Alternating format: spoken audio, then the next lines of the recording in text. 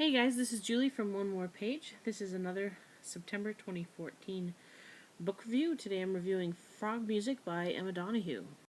Let's start with the thing that I most enjoyed about this book, and that was the setting. Sweaty, stinky, palpably hot San Francisco, 1876. And our main character, Blanche, is actually a burlesque dancer, among other cheeky things, and she is always kind of Donoghue's always describing her out throughout the city in her many layers and corsets, and kind of the sweatiness, and it's smallpox infested, and there's Chinatown, there's people everywhere, and you just can really you feel like you're thrown there, and it's just disgusting, almost gut churning at times.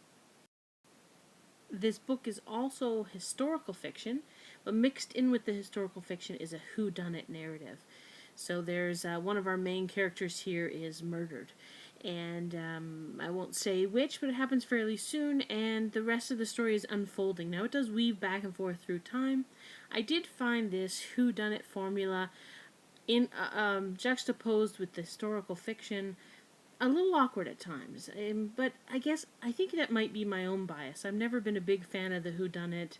I don't need that to push me through a story. But you might hear that and think, oh, that's cool. I like it when you're trying to figure out what's happening or who did it and who the major players might be in this mystery. Finally, our four major characters, Blanche, Jenny, Arthur, and Ernest. Now, Blanche, Arthur, and Ernest were actually from Paris. They were in a Parisian circus, and they moved to San Francisco. It explains why in the book. I won't give it away. So there's a major French influence, including music and language. At the back of the book, there's actually a glossary of French terms, so I suggest maybe you take a look at that before you start reading it. But the main thing that I think all four characters for me had in common is this kind of no excuse mentality. And you'll get what I mean, especially with Blanche. They and Jenny, all of them really.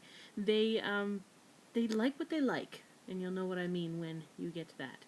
And they're not afraid to admit it. So that's kind of it was kind of interesting. It's kind of different, and I liked it. The other cool thing about this book is because it is historical fiction. When you get to the afterword, Donoghue actually goes through what, because she bases it on real people or historical people who actually existed at one time, and gives us kind of a background of what she knows about them and what she was able to piece together from historical records. So you get even a deeper insight of these characters and how the book was inspired. And that's always fascinating with historical fiction. So I appreciated that, having that to look at in the back of the book as I read it. So that is all my thoughts on Frog Music by Emma Donoghue. Thanks for listening. Cheers.